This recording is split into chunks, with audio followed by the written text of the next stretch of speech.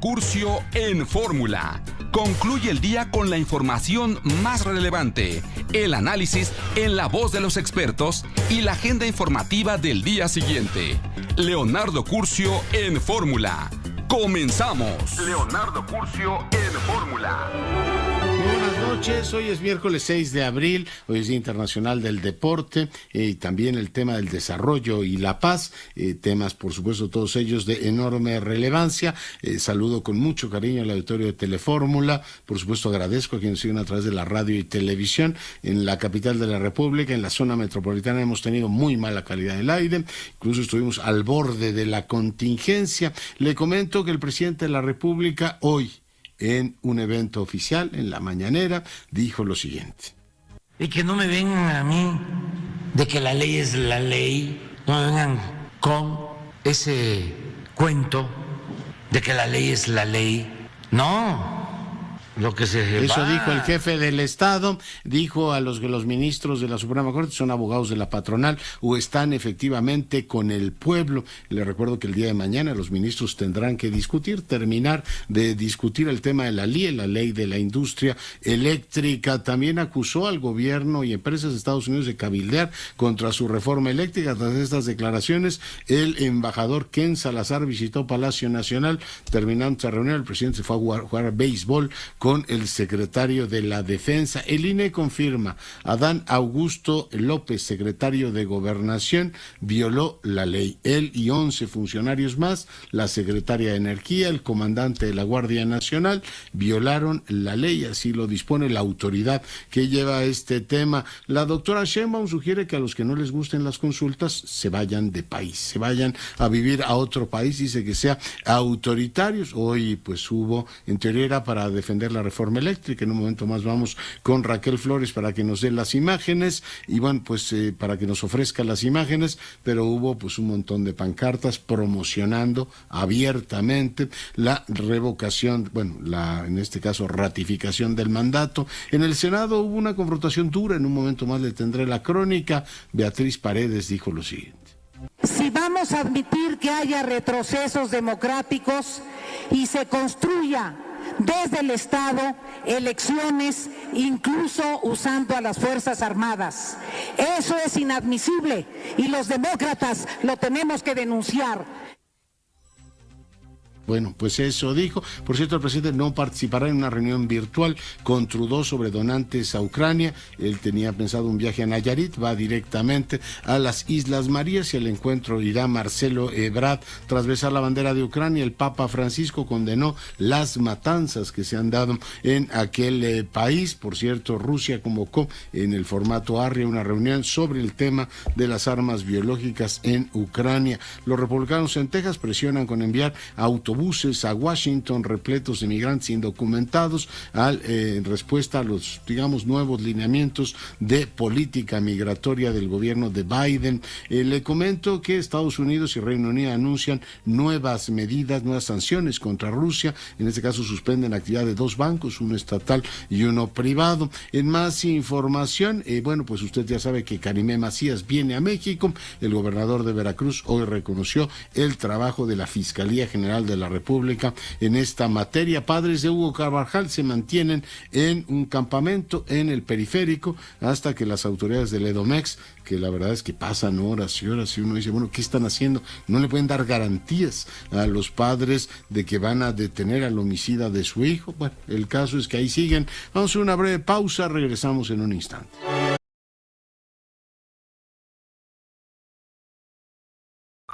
Comunícate con Leonardo Curcio. Twitter, @Leonardo Curcio. Seguimos con la información, vamos a enlazarnos en un momento más con Enrique de la Madrid. Le comento que hoy el Financiero publica 6 encuestas, interesante, mosaico electoral de cómo están las tendencias electorales en las distintas entidades. En un momento más la revisamos. Me dice que tengo ya el enlace con Raquel Flores, parece que ya terminó el meeting. Raquel, buenas noches.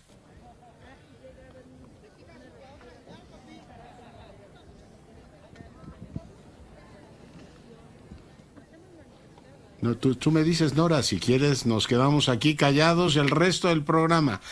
¿La tengo o no la tengo? Yo, pues por supuesto el público dirá que qué raro que este señor de pronto se queda callado, pues la radio nos exige explicarle a nuestro auditorio qué está ocurriendo. ¿Tenemos el enlace o no lo tenemos? Sí, Raquel Flores, adelante. Leonardo, muy buenas noches, ¿me escuchas? Sí, perfecto, adelante. Gracias, pues te comentaba que poco más de una hora duró este mitin al que en un inicio fue convocado para apoyar la reforma eléctrica del presidente Andrés Manuel López Obrador y al que acudiría la jefa de gobierno Claudia Sheinbaum. Esto se convirtió en una verdadera fiesta de promoción a la revocación de mandato que se llevará a cabo el próximo domingo 10 de abril. Aquí se congregaron cientos de personas en las inmediaciones del Monumento a la Revolución. En el templete, además de la jefa de gobierno Claudia Sheinbaum, pudimos observar a integrantes del gabinete federal, también del gabinete local de Claudia Sheinbaum, y diputados, senadores, pero también el productor Epigmenio Ibarra, y bueno, pues todos ellos señalando la importancia de acudir el próximo domingo 10 de abril a las urnas para ratificar al presidente Andrés Manuel López Obrador, de quien dijeron no está solo, se le debe apoyar de todas las calumnias de las que es objeto todos los días. Aquí la jefa de gobierno Claudia Sheinbaum dijo que la reforma energética es muy importante para la soberanía nacional e hizo un llamado a los diputados de los otros partidos políticos que no son de Morena ni los aliados a hacer patria y votar a favor de esta reforma energética que promueve el presidente Andrés Manuel López Obrador y que le da mayor soberanía y presencia a la Comisión Federal de Electricidad. Otro punto que mencionó la jefa de gobierno fue que a pesar de que el Instituto Nacional Electoral esté enojado, algunos consejeros, por esta revocación de mandato que es histórica en México, pues aún así se seguirá llevando a cabo este ejercicio para que los presidentes en un futuro no se les olvide que el pueblo pone y el pueblo quita. Así pidió a los presentes, quienes en su mayoría llegaron de distintos sectores, pues también firmando estas listas de asistencia y llegando en estos camiones y acudiendo a este mitin para que el próximo domingo llegaran a las casillas, pese a las dificultades que se van a presentar debido a que no se instalarán todas las casillas necesarias para que la gente, incluso de lugares muy recónditos, puedan acudir, o aquellas personas que definitivamente no se enteraron de esta revocación porque señala que el Instituto Nacional Electoral no llevó a cabo la promoción necesaria para este ejercicio democrático.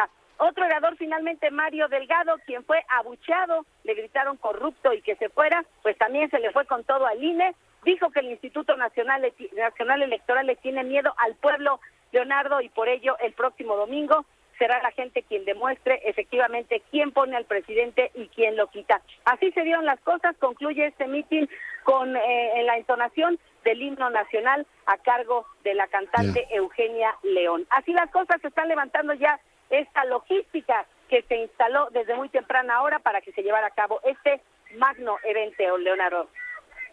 Muy bien, pues muchas gracias por tu crónica, muy buenas noches. Y yo reitero que hay que regresar a la lectura de Diego Valadez hoy, esta idea de pasar de la... Dicen que es democracia participativa, la crónica sugiere que más que participativa es efectivamente pues una conducción desde el gobierno. Volvemos a la democracia, en este caso, impuesta desde arriba, esta democracia que conduce a los ciudadanos más que una democracia que los invita a participar, les dice directamente lo que tienen que hacer. Mario Delgado subía a su Twitter este ejemplo de que el Brexit es un ejemplo de participación ciudadana. Pues o sea, ahí hay un dilema. Aquí, ¿cuál es el dilema? Que se vaya el presidente.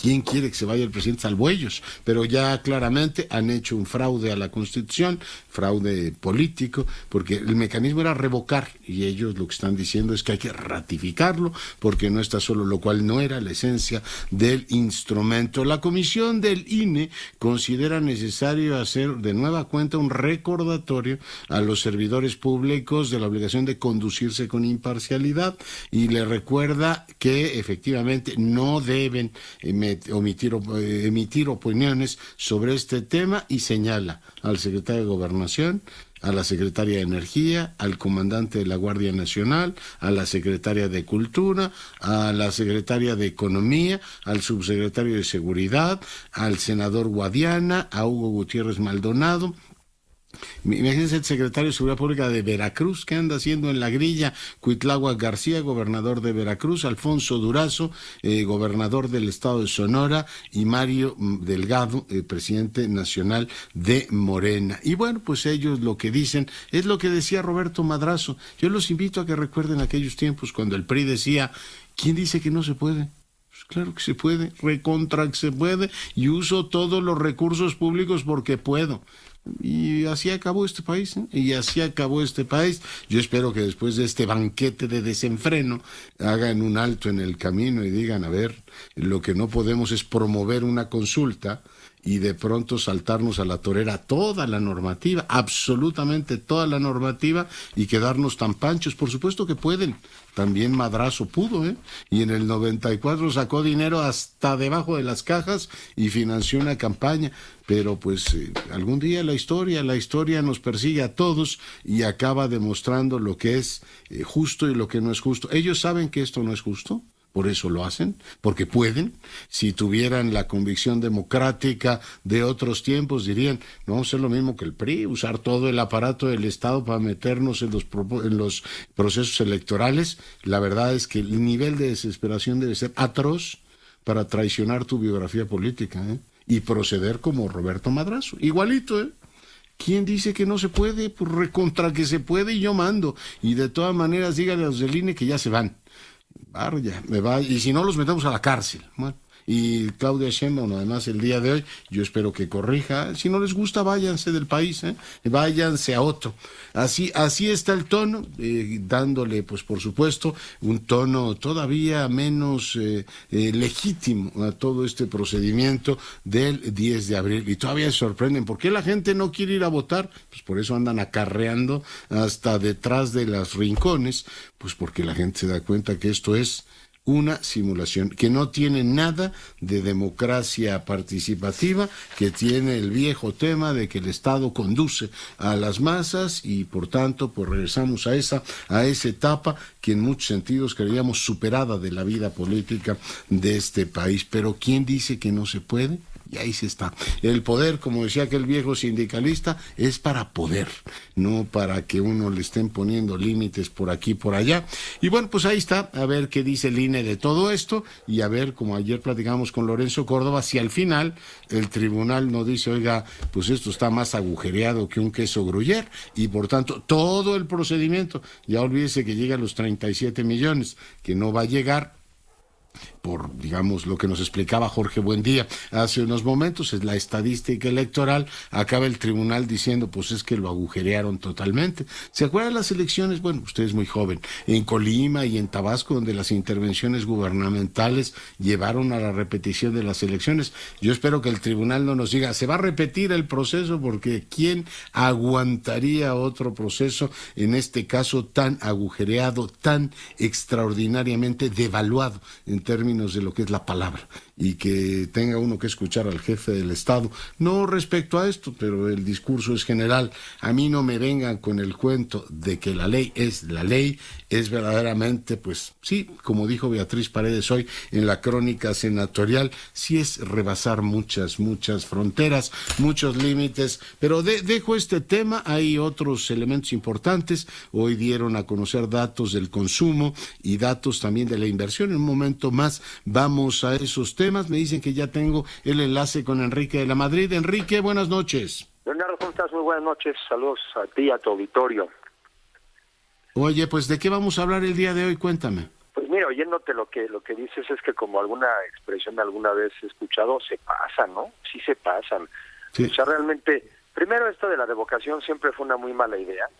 Yo he comentado que como figura no me gusta nada. Me parece que en México mete inestabilidad política.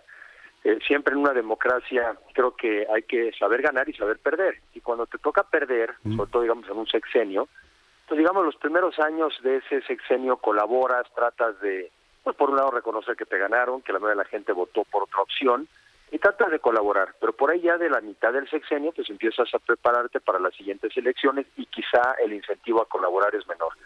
Cuando haces sexenios ahora y le metes una revocación a la mitad del sexenio, pues para efecto práctico estás haciendo ahora gobiernos de 3 años.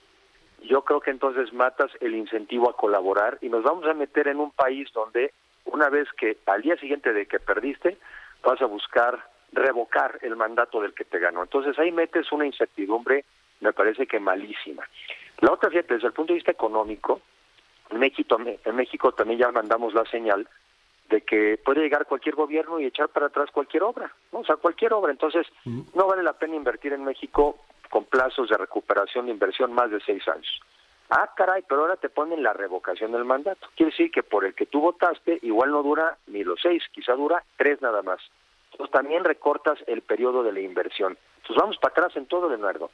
Y esto que está ocurriendo ahora se debe a que también el gobierno está desesperado porque ya sabe, le entendió, que si no llegaba a un número importante de votantes, pues la pregunta obvia que uno iba a hacerse es ¿dónde están todos los que votaron por el gobierno hace 3 años? ¿Dónde están? Se fueron.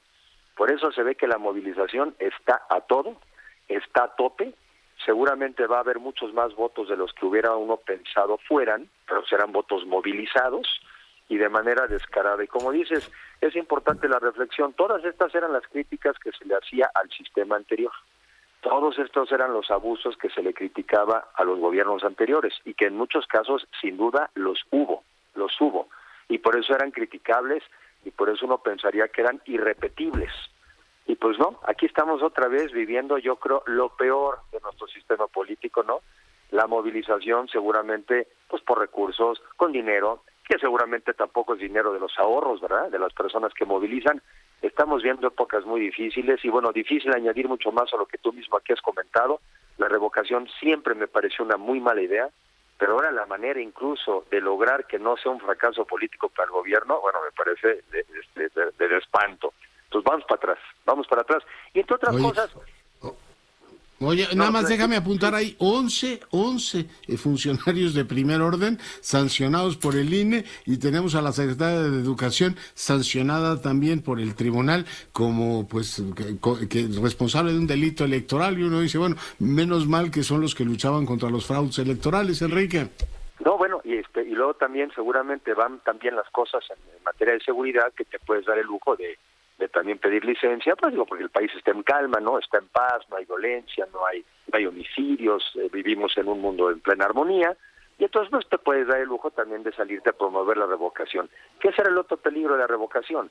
Que es distraernos de los problemas fundamentales, pero fíjate, peor aún, distraer al gobierno de la atención de los problemas fundamentales, para lo que sí fueron electos, y que no fueron electos por 3 años, en muchos casos fueron electos por 6. En fin, un espectáculo que yo creo que lo que nos está dejando a muchos es un pésimo sabor de boca de este aparentemente buen instrumento democrático, que es un instrumento de manipulación terrible. Pero bueno, en esas andamos y creo que sí es importante señalar, esta no es la democracia que merecemos los mexicanos, esta no es la forma de actuar del gobierno que merecemos los mexicanos.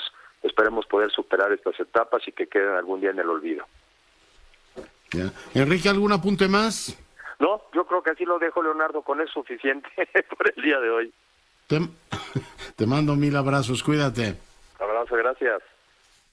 Adiós. Bueno, pues ahí está el tema de la crónica política. Fíjense que, bueno, al mismo tiempo, pues tienes un país que funciona ahí donde el gobierno no se mete, el tema de las exportaciones.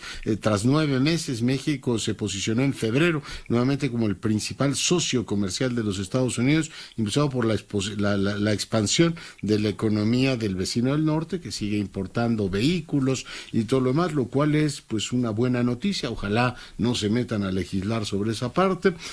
Y como ha explicado Luis Rubio en varios libros, esa parte del México que ha tenido garantías para funcionar en el largo plazo, que no está sujeto a estos ciclos trianuales o cuatrienales, ha traído prosperidad y hoy es el elemento fundamental para explicar hacia dónde se mueve el país. Una nota también que hoy me impresionó y que por supuesto esperamos que se profundice en la misma y que haya responsabilidades, es lo que publica Milenio, una tranza superior a los 1,000 millones de pesos en el gobierno de Silvano Aureoles, una cosa verdaderamente pues impactante. Una revisión y la confrontación de licitaciones con reportes de la auditoría revelan irregularidades en beneficio de aliados del entonces mandatario. Vamos a ver hasta dónde llega esto.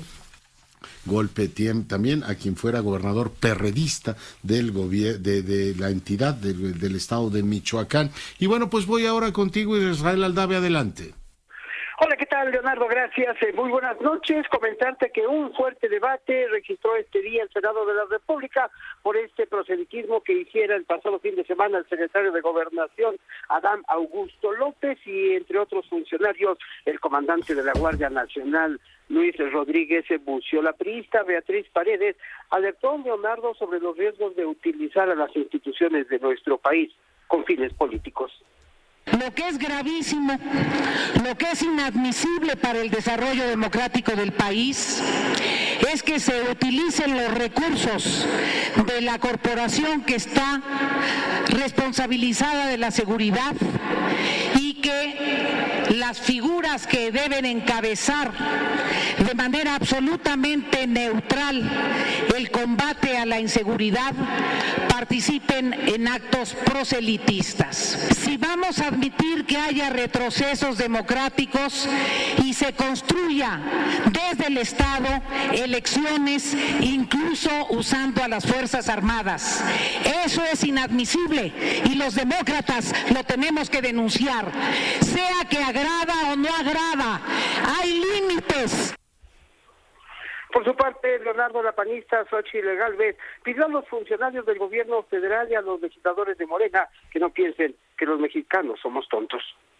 Le dije al presidente que iba a venir a un tema eléctrico, pero no, vengo al tema de revocación de mandato. Se vale, pero que pague su pasaje de avión de su bolsa, que deje de mentirle a los mexicanos que no anda de campaña política cuando es evidente que el secretario de Gobernación anda de campaña política. Pero si fuera poco, tenemos al general Bucio con su uniforme de militar. Lamento que el general Bucio, en lugar de ponerse a trabajar, a resolver los graves problemas de seguridad, anda de matraquero.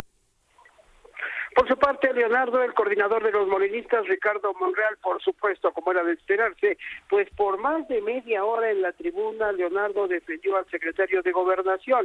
Dijo ante las críticas de panistas y priistas que no iba a permitir pues que se insultara al encargado de la política interior. Si el PAN o cualquier otro grupo parlamentario desea presentar denuncia penal, está en su derecho. Hágalo, pero no use esta tribuna para denostar perversamente. Yo no creo y rechazo totalmente que se trate de retrocesos democráticos. ¿Cómo se atreven a hablar sobre retrocesos democráticos cuando fueron los causantes de todo el proceso de decadencia política, de toda la corrupción, de todo el proceso de descomposición que México vivió durante más de un siglo, gobernado por los partidos que ahora alegan que hay descomposición y retroceso democrático?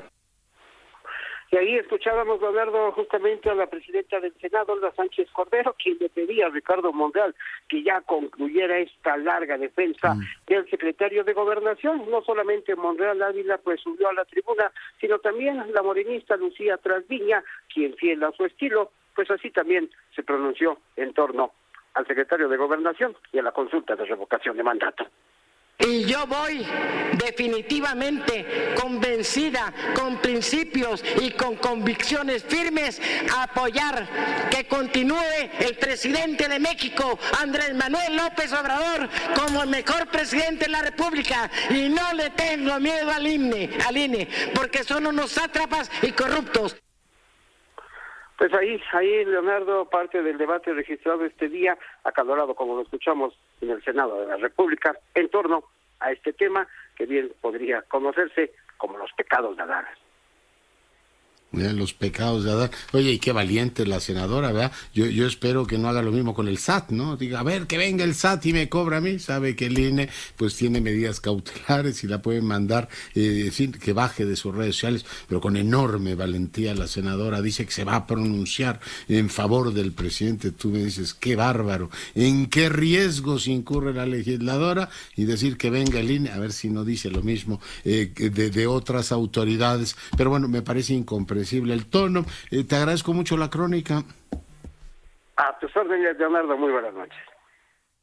Vaya tonito, y bueno, pues interesante, ¿no? Como Ricardo Monreal, además ahí le plantearon como 18 preguntas y hombre, las atiendo a todas en un ejercicio de lógica discutible, porque los demás lo hicieron mal, luego entonces nosotros no lo podemos hacer mal, ¿no? Entonces, bueno, está bien, es verdad que hubo desvíos en otra época, decir, a ver, ¿cómo dice la senadora Paredes y el PRI hacía? Bueno, entonces porque los otros lo hacían mal, estos ya no están facultados para hacerlo bien, entonces pues ya sigamos haciendo siempre lo mismo, ¿no? Nadie es sujeto de culpa ni de responsabilidad porque los demás en el pasado lo hicieron. Polo Espejel, novedades del caso Hugo, adelante.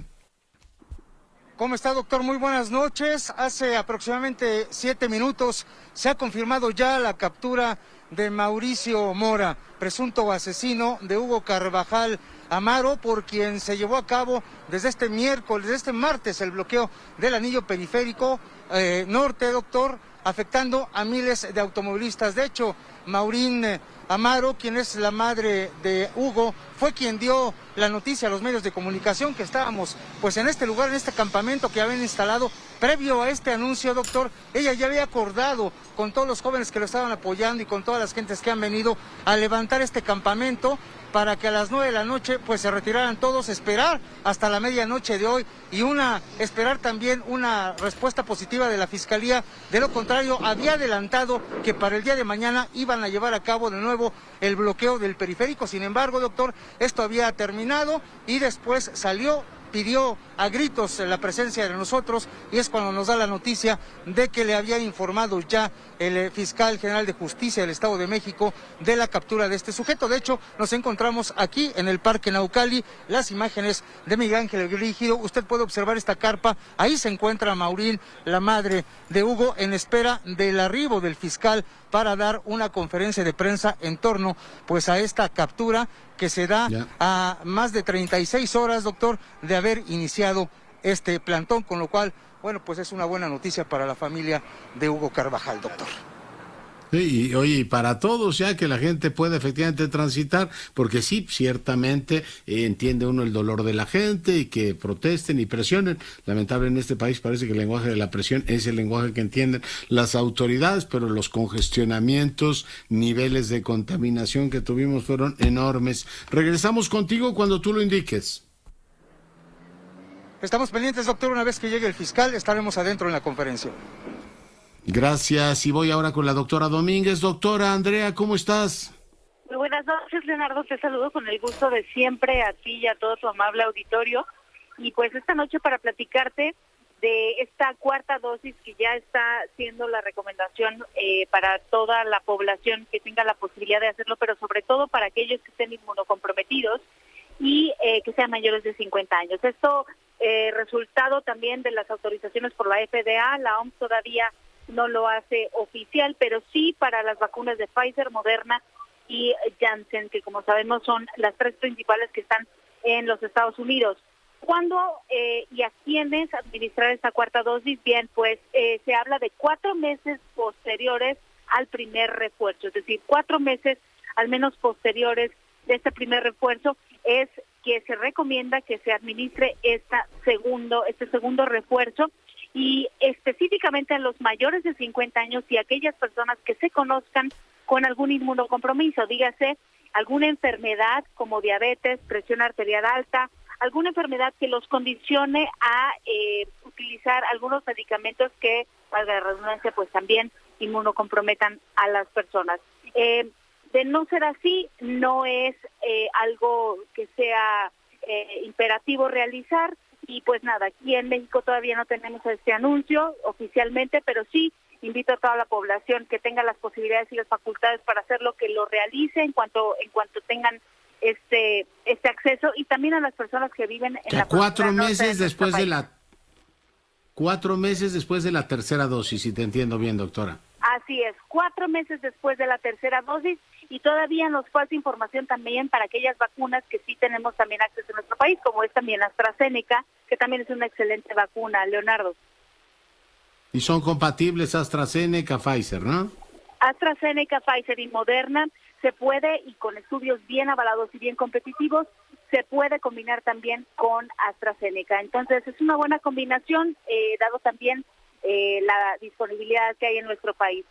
Y por el otro lado, Leonardo, no sé si has tenido oportunidad de revisar también lo que está sucediendo en China, que es impresionante, y que tenemos que tener mucha precaución el resto de los países, porque si bien pensamos que está muy lejos y no nos va a llegar, pues sabemos también que existe la posibilidad de que esto ocurra como ocurrió hace 2 años cuando se detonó la pandemia. Entonces tengamos mucho cuidado. Está afectando sobre todo en población senil, en población geriátrica, adultos mayores de edad, porque hay un bajo apego a la vacunación en este sector, además de que sabemos que las vacunas que surgieron en este país pues no fueron con la misma eficacia que el resto de las vacunas. Andrea, me va a sonar la campana, te agradezco mucho tu comentario, cuídate, nos vemos la semana próxima. Que estén muy bien, cuídense mucho, hasta luego, buenas noches. Pausa.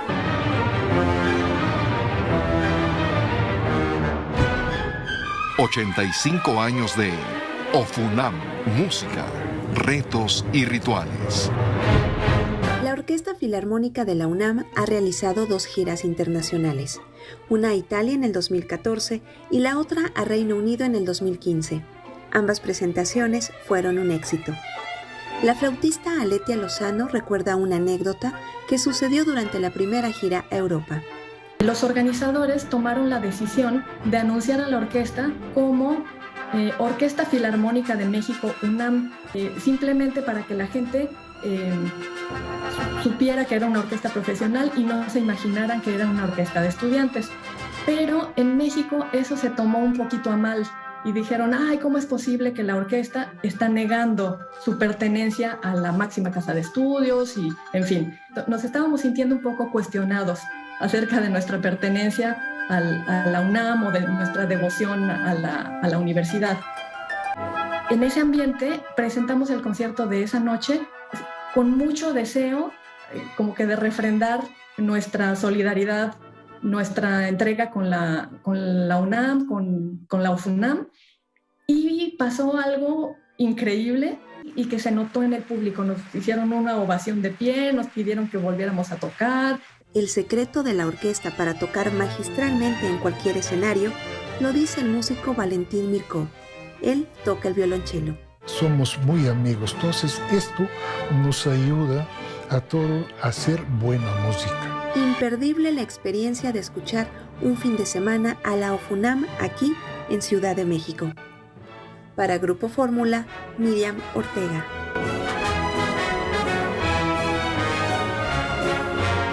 Bueno, y seguimos con la información. Fíjese que para mí es una oportunidad extraordinaria enlazarme hoy con el profesor De Giuseppe, Massimo De Giuseppe. Él es coautor, junto con Gianni Labella, de una nueva historia de América Latina. Y digo que es emocionante porque pues seguimos viviendo de las historias de Alperín Dongui. Mi gran amigo, el catedrático de Historia de la Universidad de Valencia, Joan Alcázar, hizo también hace algún tiempo una historia de América Latina. Pero yo daba por supuesto que ya de América Latina se reflexionaba poco. Doctor De Giuseppe, bienvenido. Muchas gracias, Leonardo. Gracias por la invitación. Bueno, pues preguntarle, ¿hay un hilo conductor, hay un eje vertebrador para hablar de la historia contemporánea de América Latina? ¿O hablamos, doctor, de historias yuxtapuestas? Cada país tiene la suya. Yo creo que hay un hilo. Quizá a veces es un hilo invisible, un poco complicado para reconocerlo, pero hay un hilo que sigue, justamente citando los clásicos de la historia de América Latina contemporánea, como los de Alperín Dongui y otros. Hay una necesidad de tener, a pesar de los fracasos, por ejemplo, de los proyectos de integración, de multilateralismo latinoamericanos que hemos visto en los últimos 20 y 25 años, hay una realidad que existe de unidad latinoamericana. Quizá es un concepto elástico que se transforma en el tiempo, que se modifica desde la intervención francesa de Napoleón III hasta el siglo XXI de los cambios geopolíticos. Pero yo creo que exista, a pesar de las complejidades nacionales, regionales y locales. Digamos, las esferas donde existe, hay una vieja querella entre historiadores, si existe más como una idea Latinoamérica, como una oposición hacia la América anglosajona. En los últimos tiempos que hemos tenido las reuniones birregionales Unión Europea, América Latina, decía Lagos, oiga, los europeos tienen un proyecto, nosotros nos sentimos parte de un continuo, pero le pregunto, doctor, ¿es más una cuestión que tiene que ver con el ámbito cultural que propiamente político, institucional, donde hemos venido cosechando fracaso tras fracaso? Incluso desde el punto de vista demográfico, no conocemos mucho América Latina, viajamos poco, los mexicanos, los latinoamericanos en general, en la región. En fin, sigue siendo como una especie de una utopía un poco desmadejada la América Latina. Seguramente es una experiencia que políticamente tuvo muchos fracasos, pero hay unos elementos de ideas imaginarias que entraron en las construcciones. Yo creo que América Latina no solo es una categoría regional que contempla países del hemisferio norte, centro y sur del continente americano, también con la cuestión compleja de la inserción o no inserción del Caribe adentro, como decía la CEPAL desde los años 50. Pero yo creo que esta idea de América Latina entró también adentro de la identidad europea, aunque a veces nosotros europeos, como es suficiente abrir cualquier medio de comunicación de prensa actual para ver que la presencia latinoamericana es muy escasa, pero está dentro de la identidad europea, así como mucho de Europa, por supuesto, está dentro de la identidad latinoamericana.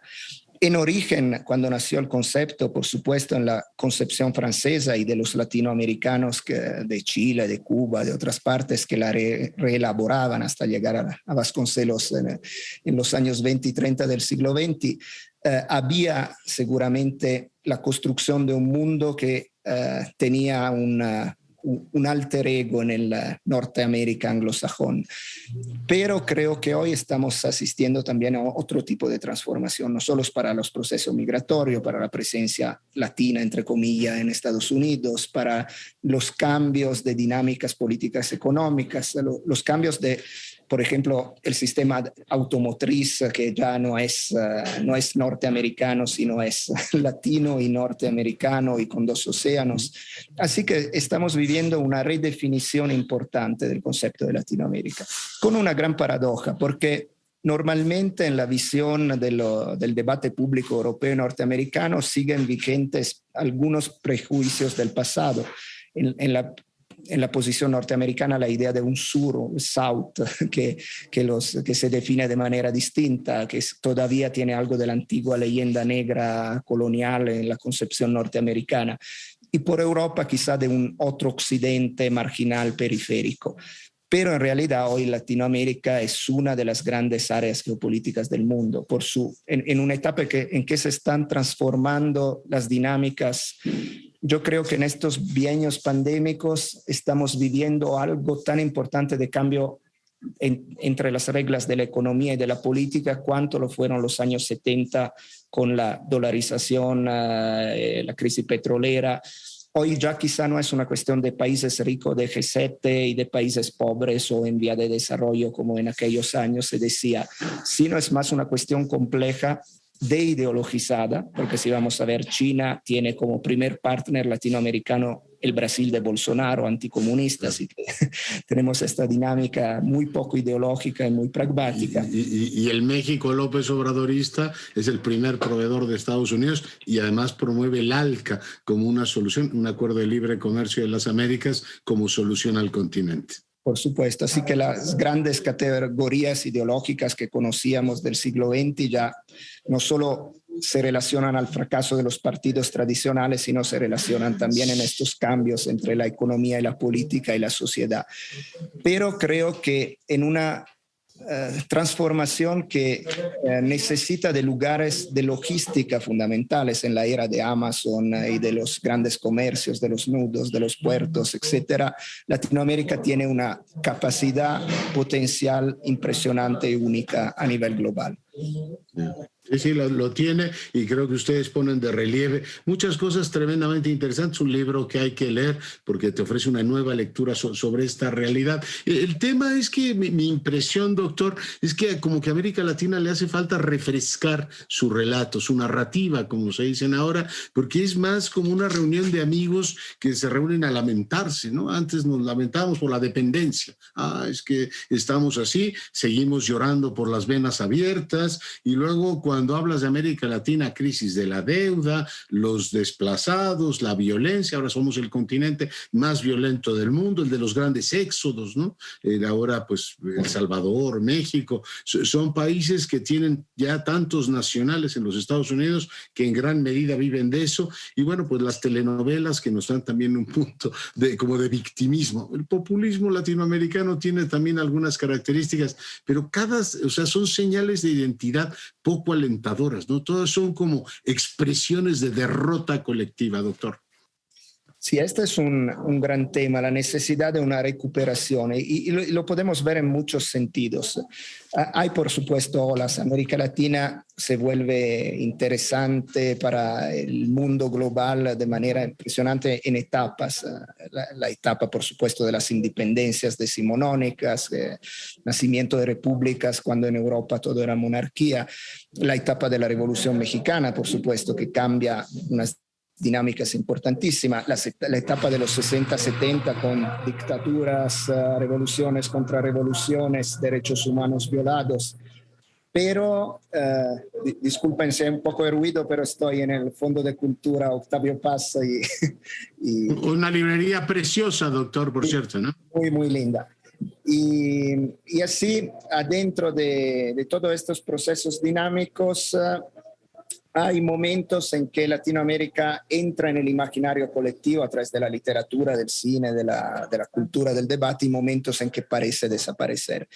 Pero es importante también entender cómo las clases dirigentes y los sistemas de las democracias a veces frágiles latinoamericanas se relacionan con esta idea en contexto que todavía desde quizá por la conformación geográfica, la complejidad étnico, social, cultural latinoamericana, su pluralidad, que también es una fuerza naturalmente de Latinoamérica, pero produce una dificultad en la relación entre lo regional, lo nacional y lo global.